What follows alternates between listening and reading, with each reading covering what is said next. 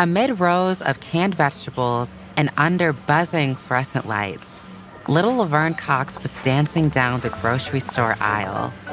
Trailing behind her mother's shopping cart, Laverne sashayed and swirled, imagining the entire store was a glamorous movie set, with her as the star. Whenever her mom paused to grab something off a shelf, Laverne closed her eyes. In her head, a chorus of grocery clerks sang behind her as they clickety-clacked in their tap shoes. "Honey, come on," her mother urged.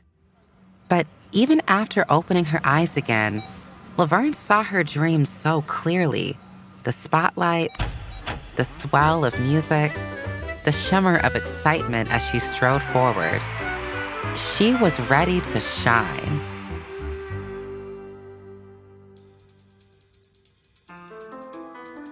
I'm Eva Reign, and this is Goodnight Stories for Rebel Girls, a fairy tale podcast about the rebel women who inspire us. On this episode, Laverne Cox, award-winning actress, artist, and fierce advocate for transgender equality.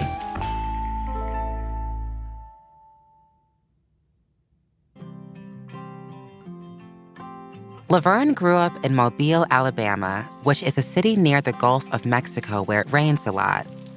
Laverne lived with her twin brother and their mom. For as long as she could remember, Laverne begged her mom to sign her up for ballet classes. But her mom said no every time. Until one day, when Laverne was 8, her mom gave in. Sort of. "You can take tap and jazz classes," she said. Laverne's heart leapt. "And what about ballet?" Her mom shook her head. "That's for girls only." Laverne sighed, trying to hold back tears. See, when Laverne was born, the doctor said she was a boy, so everyone around her did too. Back then, people called her by a different name, a name that is usually given to boys. Laverne didn't feel like a boy, though. How could she explain that to her mom? Later that night, lying in bed, Laverne pictured herself dancing on stage. The audience was cheering and throwing flowers at her feet. Even imagining it brought a smile to Laverne's face. She felt herself grow lighter as she thought about dancing. Once she got on that stage, she knew she could become anyone she wanted to be.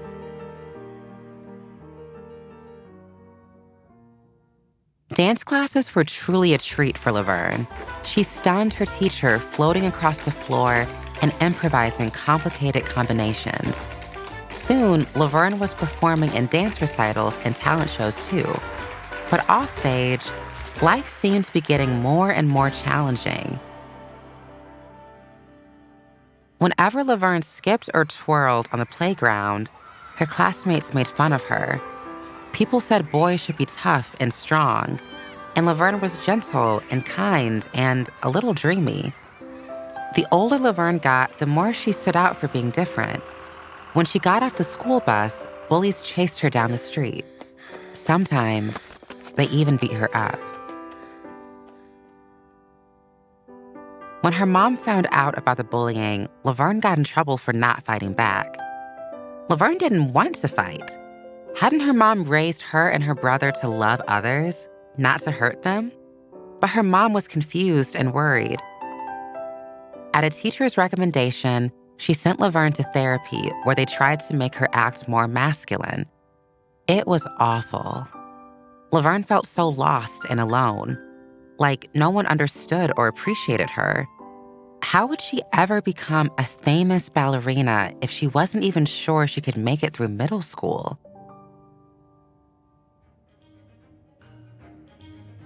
The one thing that always gave Laverne hope and freedom was her creativity. She danced whenever she could. She wrote stories and made up characters who were full of life. She always found ways to express herself through art. She and her brother were both so creative and studious that they won scholarships to go to a very selective boarding school for talented young artists. This was a huge opportunity for Laverne. Stepping into her new dorm, she felt like she was opening the door to a whole new world. People here were passionate about dance, with music, drama, and painting. Laverne signed up for her very first ballet class and walked into the dance studio exuding grace and courage. Nobody laughed or made fun of her. They accepted her just as she was. After boarding school, Laverne leapt across stages from one city to another. She moved to Indiana for college, then transferred to a school in New York City, where she studied dance and acting. She started auditioning for college plays and indie films. Each time she took the stage, it was like a bolt of lightning zigzagged through her. She felt herself come alive. She loved dancing, but she loved acting. And so a new dream was born. She would become an actor. While in New York, Laverne became friends with more and more people who were gender nonconforming, gender fluid, and transgender. Talking to them about gender identity gave Laverne the confidence to fully transform into her most fabulous feminine self. Soon, she found medical care that allowed her body to match her gender. She wore whatever she wanted to: a paisley vintage coat with a faux fur collar and platform shoes, many dresses, and makeup. And she officially changed her name to Laverne, so she could move through the world as the woman she knew herself to be. For years, Laverne descended the steps into the New York City subway, riding the train from audition to audition. She made postcards with her picture and the words, "Laverne Cox is the answer to all your acting needs." She sent it to about 500 agents and casting directors. It only led to 4 meetings, but one of them was with a manager who agreed to represent her as an actress. She started to land small TV parts here and there. Finding jobs as a transgender performer wasn't easy, though. In the 1990s and early 2000s, there weren't a lot of roles made for trans people, and especially not Black trans women like Laverne. Laverne had only ever seen one other openly trans woman on TV, but that one person was enough to keep her going. Laverne chased her dream of making it as an actor for 2 decades. Sometimes she auditioned as openly trans, and sometimes she kept that information to herself. By the time she turned 40, she had performed lots of small roles, but it was getting harder and harder to keep going. She worked long hours as a waitress for income. She was on a payment plan to avoid eviction from her apartment, and she had mountains of debt. Maybe it's time to give up this acting thing, Laverne thought. Her heart ached even thinking about it, though. She knew she belonged in the spotlight. Then, her manager told her about an audition for a new show on Netflix. The role sounded fascinating, but Laverne didn't want to get her hopes up too high. She'd experienced so many rejections through the years. "I'll give it one more try," she decided. A few days later, Laverne was standing in a small audition room. In front of her was a camera on a tripod and a casting director, a woman with long blonde hair and bright eyes. "Whenever you're ready," the casting director said.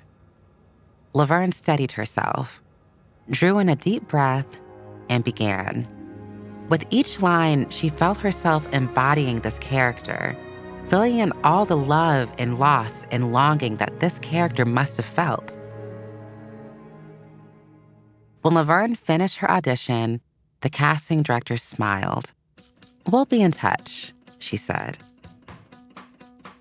That audition turned out to be life-changing for Laverne. She got the role and soon joined the cast of a new show called Orange is the New Black. It was the job of Laverne's dreams. The character she played was a Black trans woman named Sophia. Sophia was fierce, loving, and unstoppable, just like Laverne. The show was very collaborative, too. The actors, creators, and writers all worked together to create thoughtful, complex storylines. When the show was released, it was a huge hit, and Laverne was launched into stardom. Soon, she was interviewed by magazines across the globe. She spoke on college campuses, telling her story. She was the first trans woman of color to have a leading role on a mainstream scripted TV series. And in 2014, she became the first openly transgender person to be nominated for a Primetime Acting Emmy. Since then, Laverne has remained center stage and has become one of the most famous trans women in the world. Every day, she uses her powerful voice to speak up about the needs, dreams, and rights of transgender people just like her. She encourages everyone to have what she calls difficult conversations, asking people to think about how they define and relate to gender identity. She wants us each to listen and learn with an open heart.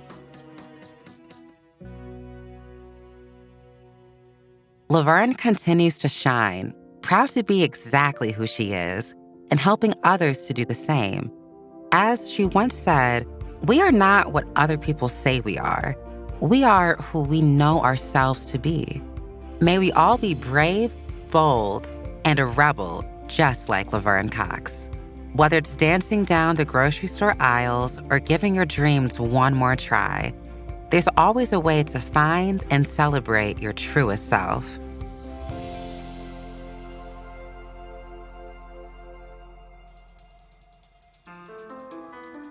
This podcast is a production of Rebel Girls. It's based on the book series Goodnight Stories for Rebel Girls. This episode was narrated by me, Eva Reign. It was produced and directed by Haley Dapkus, with sound design and mixing by Reel Audiobooks. The story was written by Alexis Stratton and edited by Abby Sher. Fact-checking by Joe Rhatigan. Sensitivity read by Schuyler Swenson. The executive producers were Jess Wolfe and Joyce Smith. Original theme music was composed and performed by Elettra Bargiacchi. A special thanks to the whole Rebel Girls team who make this podcast possible. Until next time, stay Rebel.